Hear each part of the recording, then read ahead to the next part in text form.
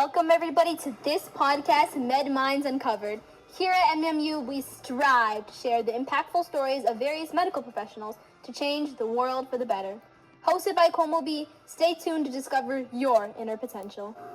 Today, we are honored to have Mr. Ganesh Halade, PhD, today with us, an associate professor in the Division of Cardiovascular Sciences, Department of Internal Medicine and Heart Institute. He is also in Tampa, Florida, and currently works in University of South Florida Morsani College of Medicine. Mr. Halade is studying what causes the chronic inflammation and how to either treat it or prevent the inflammation from developing. He was previously an associate professor at the University of Alabama at Birmingham and a research professor in the University of Texas Healthcare Science Center at San Antonio, specializing in the study of heart failure etiology. Thank you so much for joining us here today, Dr. Ganesh Halade. To start off, could you give us a little insight on your journey through the medical world? Yeah, sure. First of all, thank you, Komal, for having me. And I just want a correction. I was at the University of Texas Health Science Center, not the Healthcare Center, but that's perfectly fine. So my medical journey actually started long way. I did the Master of Pharmacy, and originally I should mention that I'm from farmer family, and then I became a pharmacist. And after completion of pharmacy, I worked for two pharma company in a different department, regulatory affairs and intellectual property management. And then again, I got the advice from the friends like, hey, let's do the PhD, because then you will understand more about the pharmaceutical world. And then at the same time also, while doing my pharmacy project with Master of Pharmacy project with Dr. Kishori Apte at the National Toxicology Centers is the director of that center. That is a transform into the APT Research Foundation. And that's where I got the inspired to do the research. And then I did my PhD from University Department of Chemical Technology. And then again, I worked for Barus Serum's vaccine and Thane, learned a lot of new things, how the biotech products are developed for the healthcare industry for taking care of the disease. And that's how I started. And eventually, I landed up in the USA doing the research on nutritional immunology with the Gabriel Fernandez at the University of Texas Health Science Center. I got opportunity to collaborate with the Mary Lindsay. Mary Lindsay is the Dean of School of Graduate Studies at Murray College of Medicine. Currently collaborate with her and then start learning about the cardiovascular sciences, and that's how I enter into the cardiology world. So basically what I did, I started from farming family, become a pharmacist, and enter to the cardiovascular world with the help of number of people on the way and with the curiosity of the learning. And that's how my journey is on the now continuous, but now it's a lifelong learning process on the track of the research. That's an amazing process, and I think it's important to see how mentors can influence your lifestyle and career as well. So how did you decide on embarking in research in specifically heart failure etiology? The heart failure etiology, actually, there are two components. That's how I entered into the field of cardiology. One, as I mentioned, when I was working UT Health Science Center, that time was working with the Gabriel Fernandez, and I was collaborating with the Mary Lindsay. And she had a phenomenal project on the extracellular matrix, which is the scar tissue when there is any injury or wound happen, and then scar tissue happen. So she is very specialized in that one, and she got really big grant. And at the same time, I was working with Gabriel Fernandez. We got opportunity to collaborate. And that time, because of her grant, she said, hey, we have a great opportunity to work together. And I also requested how I can get more opportunity in cardiovascular. And that's how I started my cardiovascular journey. Very limited background on cardiology or cardiovascular sciences, but with her great mentoring, I am able to advance my career in the research. Another point that I want to mention, my interest, especially for the heart is, the heart is a very unique organ. The first beat defines the life, means entry on the planet, whereas the last beat is exit on the planet. So your every bit is determining the existence on the planets. That's why kind of I'm really motivated to do the work on, okay, which are those reasons that making your heart more weak and eventually it fails. So basically its most important organ is like first bit define the existence and the last bit exit from the planet. So that's why I'm kind of very motivated to do the work on the cardiovascular sciences. Wow, that was an amazing quote. Thank you so much for showing your journey. So, working as an associate professor at the USF Morsani College of Medicine, how would you describe the responsibilities of the job as a professor there? I think as an associate professor or faculty at the University of South Florida, I have multiple responsibility. First thing is most critical or important is getting the funding from the federal Definitely. or a different non-profit organizations, whether American Heart Association or training the new generation, next generation. So we have mentees, trainees, undergraduates. So the primary component is getting the funding from different organizations so we can continue our research. That is number one thing. The second is the teaching. The teaching is in the group of setting, in the group setting as well as one-on-one and in the classroom setting. So we have all three settings, especially training, mentoring one-on-one on a different technology. For example, if we want to determine the function of the heart, then we train them for the ultrasound, similarly handling the microscope, learning the new technology. So those are the components, these are the responsibility as a faculty at the USF. So, but the simultaneously also I serve to the community outside, a scientific community in the form of reviewing the grants for the federal agency, non-profit organization like American Heart Association, American Diabetes Association, many other associations within the USA and different parts of the world.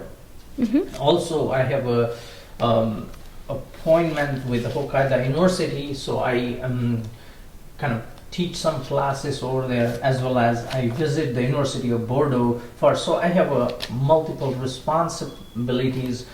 First, taking care of the funding for the research, training next generation, and then also serving in the form of as a reviewer to the research community, reviewing the manuscripts, grants, and proposals, also supporting the mission of the USF inside internal funding proposals. Perfect. Thank you so much for the research and the time that you put in today. And one thing I wanted to clarify, so AMA is American, if you could clarify what that is? AHA. Okay. AHA is American Heart Association. Their mission is how to prevent the cardiovascular research or continue the research so that they can prevent or find out the treatments for the cardiovascular diseases and many other cardiovascular related diseases. Okay, perfect. So on the topic of the AHA and the American Diabetic Association, could you elaborate the role of nonprofit organizations working with researchers to ensure things happen? Yes, the goal of every nonprofit organization is relevant to their mission. For example, if the diabetes, they are more related to diabetes research, whereas the Obesity Association is taking care of related to the obesity. Heart Association is taking care of the majority heart-related disease. Now there is a kind of evolvement of the lifestyle medicine, so there is a lifestyle-related associations are. Thank you so much for your journey. It's very excellent to see the pathway that you've done to see how you are today. So could you walk us through the educational-wise process required to become a cardiovascular researcher for the young audience out there? Yes, definitely.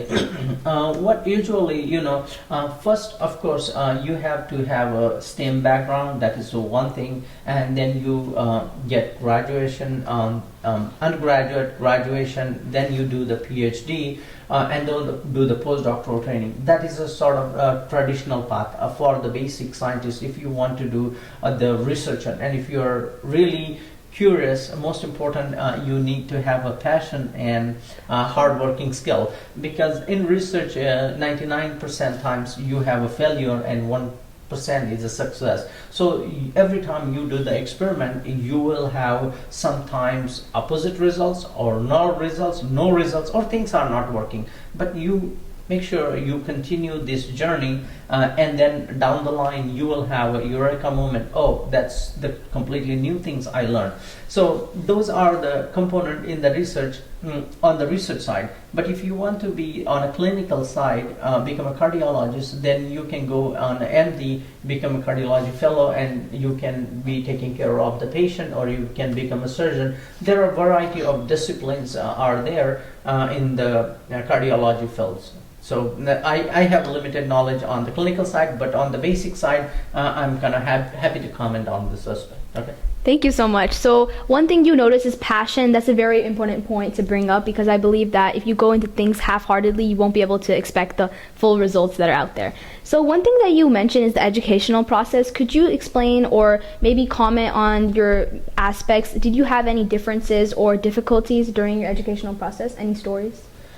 In the education process, I see difficulties are there, because as we are moving on, we are strong in one area and we are weak in another area, and we have a hesitation to go from out of zone and learning new things. But that's where the component comes, and I can exemplify by saying that when I was working in nutritional immunology with the Gabriel Fernandez, then I have a hesitation, I have a big challenge to learn about the cardiovascular sciences. But I come out of that zone and took a challenge to learn about it. Same thing when you are moving in the life, that you make sure that you are come out of your comfort zone and learn new things, and then only discovery is possible. So this applies to many things, because as the technology is changing very rapidly, so you have no choice but to learn new technology and apply down, and then only the innovation is possible. Definitely. Thank you so much for the little blurb, and I think that's a really important aspect for our young viewers out there. So your work focuses how inflammation and immune response affects heart failure. Could you explain this in a little bit more simpler terms for our listeners out there, maybe those who are interested in the specific field as yours? Yes, definitely. There are so many diseases are there as on today, and if you go by piece organ, there are only 78 organs in body, 78 or 79. But if we are talking about the inflammation, what is the inflammation? If inflammation is a healthful process, if you have to simplify, but that inflammation, when I'm saying, is only the acute inflammation, not the chronic inflammation. Before that, who is operating inflammation? We need to understand. Okay, what is that inflammation? Whenever you go to the doctor take out your blood, right? And when that blood, doctor quantitate or determines how much you have white blood cells. So what is those white blood cells? The white blood cells are the number of cells take care of your defense system, and that white blood cells don't differentiate whether it is heart, your eye, or legs, or anywhere there is injury. Even the ant bite is there, then those white blood cells will come and detoxify the ant toxin, and then clear that toxin and again get back to the normal. So that's how the inflammation is a helpful process. So the white blood cells is kind of army cells. So just very similar to the firefighters. When there is a fire, the firefighters come, take care of the fire, and go back to their place. Same thing, the immune cells, whenever there is an injury or ant bite or infection, they will come at the site of injury or infection or the ant bite, they clear it and again go back to the normal. So and they don't differentiate. The biggest part is they don't differentiate between any organ. Their job is just to control whatever there is a problem. So the immune cells are the problem solver cells in the body. That makes sense? Yes. Thank you so much. I think that's a very important, and also I love the way you explained it. I think it's really concise for the viewers out there. So how does your work as a cardiovascular researcher shape your specific perspective on medicine and patient care? My work, actually, my research work, helping the cardiovascular community is 2-3 ways. The first way is choosing the lifestyle, because my all work is based on the quality of fat, what we are taking. As on today, we rely mostly on processed food and packaged food. So majority times what we do, we just go market, and which is the most convenient things, we just pick it, put it in the basket and come home, and so that we don't have to cook. But what we learn is that the packaged food, it have a really high unhealthy quality of the omega-3 6 fatty acids, or you can call them as seed oils or unhealthy fat, and that quantity is getting high in the body. That's kind of driving the chronic inflammation. So that is one thing aspect. So we are educating to the patient community that, hey, we have to limit to prevent the chronic inflammation. So we have a kind of, from our research, we are developing 2 ways. One, how people can take care of their lifestyle, not only the diet, but also the sleep and exercise or physical activity, and then developing new molecules. If still there is a chronic inflammation, then the molecules come from healthy fat can be used for treating the inflammation or chronic inflammation, not only the cardiovascular world, but other parts of the diseases. So thank you so much. One thing that I want to point out is you mentioned lifestyle and diet and sleep, which is very important in our society today. For you specifically, is there any specific lifestyle factors or lifestyle adaptations that you have in your day-to-day routine? Yes, I do. I firmly believe on the lifestyle medicine, and now as on today, there are more than 15 and 16 countries. They have already a society of lifestyle medicine. That is very surprising. But if you go back one step and learn that, okay, there are 8.2 billion people on the planet. What fundamental 3 things they are doing in common? The number one is they are eating something. Okay. Then second, they all are sleeping, and they are doing some work. Those 3 are the fundamental aspects of the lifestyle that balances your weight, blood pressure, glucose, and cholesterol. So all 3 or 4 things which are critical for your health is depend on these 3 fundamental factors. So if you take care of these 3 fundamental factors in a very precisely, then you can control all the downstream of the blood pressure, glucose, lipid, and cholesterol. So those are the things. So fundamentally, lifestyle medicine is unique for the genesis of the chronic diseases, and if you really control it, you can control many diseases. Thank you so much. You've heard it here, folks. It's never too late to adapt certain lifestyles to change your life. So, as a medical associate professor at a very high prestigious university, USF, leadership is a huge aspect of your day-to-day lifestyle. So what qualities do you believe make a good leader?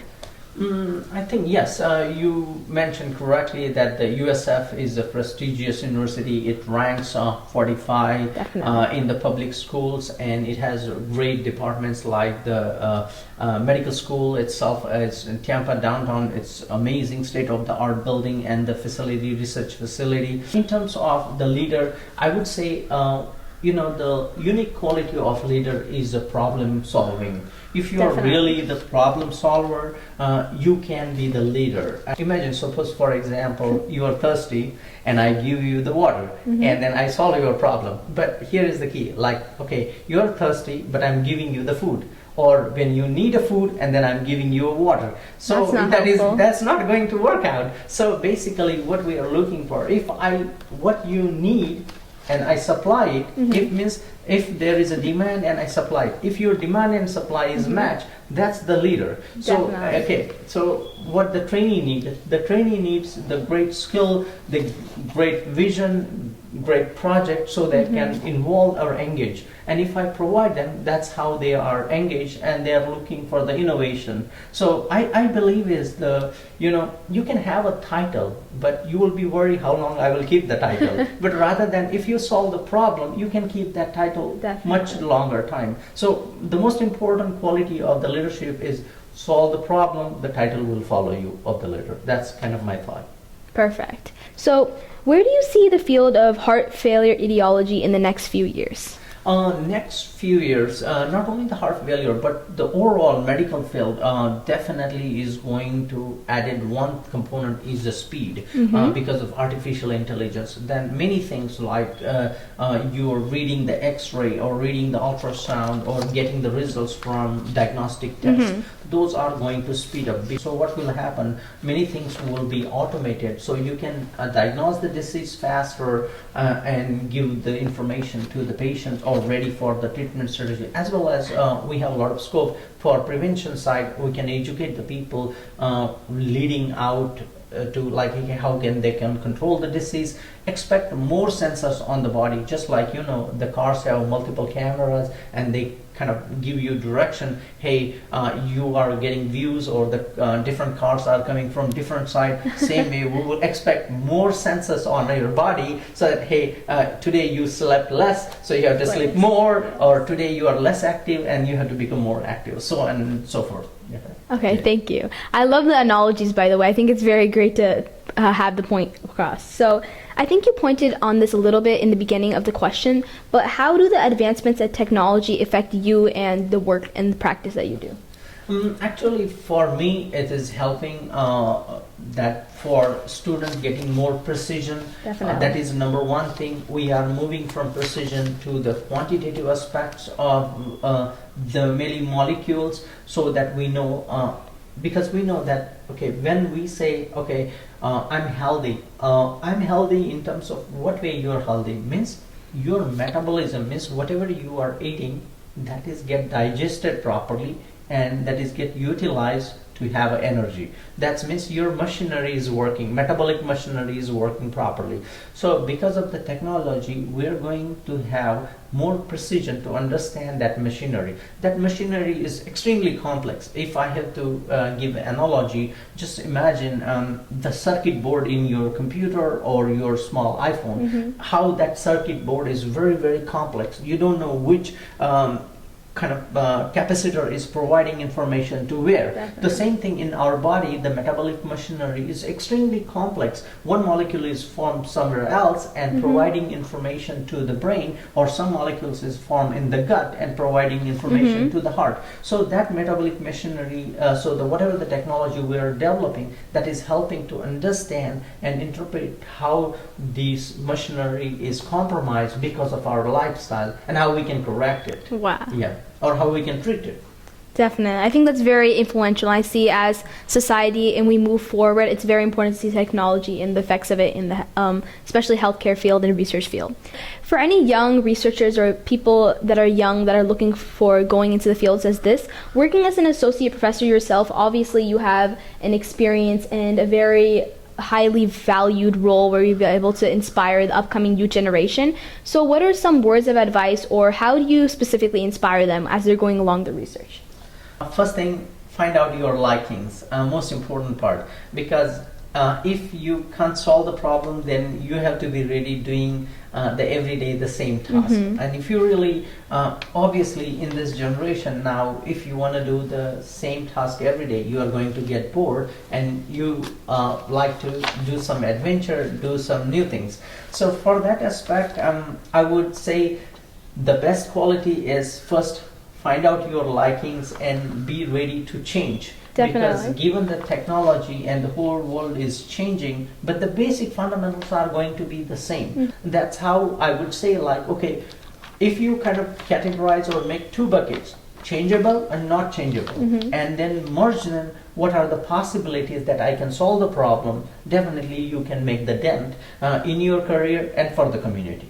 Thank you so much. I think that's very impactful for everybody out there looking for words of advice. And okay, so moving on to a fun question out there. Did you have any influential characters or cartoon characters growing up that influenced you? I don't have any cartoon, but I like to admit one movie that I had when I was growing. I had a movie that's actually that actress is still there. That movie name is called as Ashwini, and she was an athlete. She 2 times beat the PT Usha, one of the finest athlete in India. Wow. And then what happened, but how she evolved, there were athletes, they used to practice on the stadium, and back then there were no lockers for the tiffin and jackets and all. So that the Ashwini used to come and take away those tiffins and jacket and run away. And all the athletes they were practicing, they used to follow her, and she is not able to get in their hold. So she was. Then the coach got idea. How about training all these athletes rather than I train her? Wow. And that's the whole movie. Yes, I don't remember every component of it, but the bottom line is instead of the regular practicing athletes, he trained the person who is kind of taking away their tiffins and jackets, and that's how the whole movie is. And now that Ashwini formed the whole sports academy in there, it's a phenomenal story. But that is one of the components that, like, okay, we don't have to like train the person who wants to get trained, but we can think around other way around and think about that. So, okay, more knowledge, more confusion; less knowledge, less confusion; no knowledge, no confusion. But we want to be on the side of more knowledge, more confusion, so that we can pick the best out of it for the betterment of the human health, your own life journey, and for the betterment of the overall healthcare. Thank you. I think that's very important analogy that you put out there. Definitely we'll have to look into this movie because it seems so intriguing. Yeah. So what are some misconceptions about cardiovascular health that you've seen in your research fields? One of the biggest misconception for the cardiovascular disease is people think about the genetics. And your genetics is good doesn't mean that you get a certificate to do whatever you want. It's one of the misconceptions. So the cardiovascular, and this is very well proven. I can give a kind of quotation from New England Journal of Medicine, one of the top journal in the medical fraternity, that showed that people who are prone to cardiovascular disease due to their genetic background, and if they start following the healthy lifestyle, they can delay the progression of the disease or development of disease. So that's a phenomenal. There are many genes interact with each other and they help for the progression of the cardiovascular disease. So this is one of the biggest conception in the cardiovascular community or even in the scientists, that the genes are only responsible disease, but the environment is also biggest contributing factor for the cardiovascular disease. Thank you. I think that's very impactful to show other people out there, especially if you believe this misconception, it's addressed now. So what advice would you give to young students going into research fields just like you?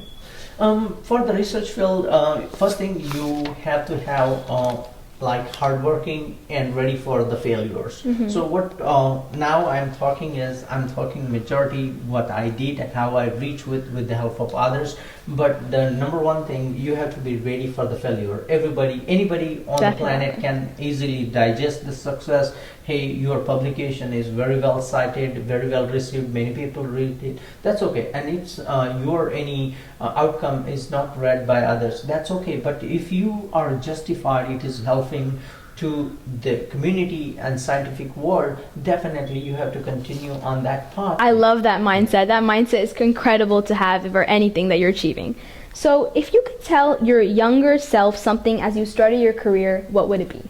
If I have to go really young, I really like going back to the farming again, because we are again going back to the mother nature, because as we started learning that the source of the diseases is just kind of our lifestyle and the different products which we have produced in the industry. So we got disconnected from the mother nature and tried to pack everything from industry and put in the pocket, process or the package for the industry, and that we are eating. So I love going back to from where I came, like the farming.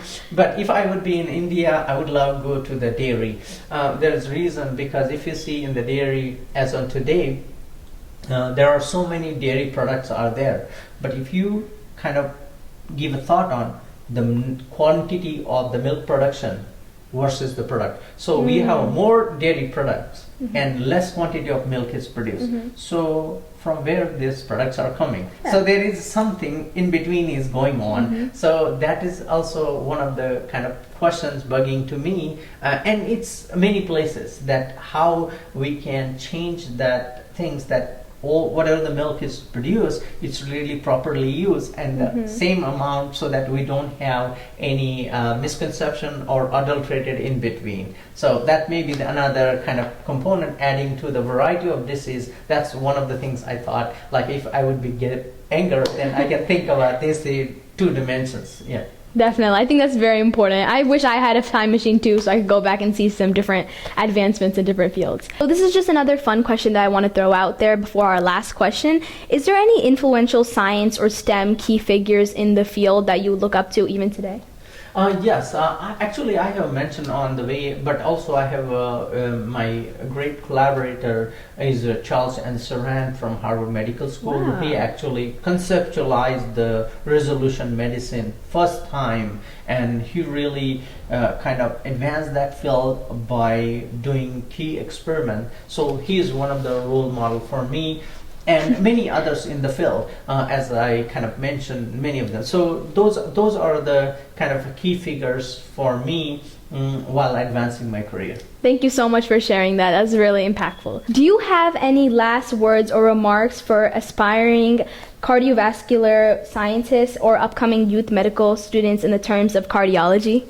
Yeah, I think if you're really good in the basic STEM biology and the components of math, definitely you can become the undergraduate, graduate, and PhD and have a kind of opportunity doing the basic science. But on the clinical side, if you are really good in plumbing, you can become the interventional cardiologist. If you are really good in the electrical components, you can become an electrophysiologist. If you are really good in solving the mechanical problems, then you can become the cardiologist or heart failure specialist. Or you're really over curious about the genetics of the human beings or genes, then you can become a genomic cardiologist. So there is a variety of fields are coming, and I'm expect in no time you expect there will be a lifestyle cardiologist. Definitely. We never know, but we are starting on this field. So there is a variety of field out there depending on your interest and the demand at that particular time. You can fill the gap and move on your life solving the problem. Thank you so much for those wise words. So thank you so much, Mr. Ganesh Halade, for the time that you've laid out here today and the work you do as a cardiovascular researcher and a medical professional and professor at the USF is very beneficial for our society today and for global years to come. So thank you so much for being a part of this today. Thank you, Komal. I appreciate it. Thank you for having me. Hopefully it will be helpful to you as well as the community, and all the best. Thank you so much. Okay.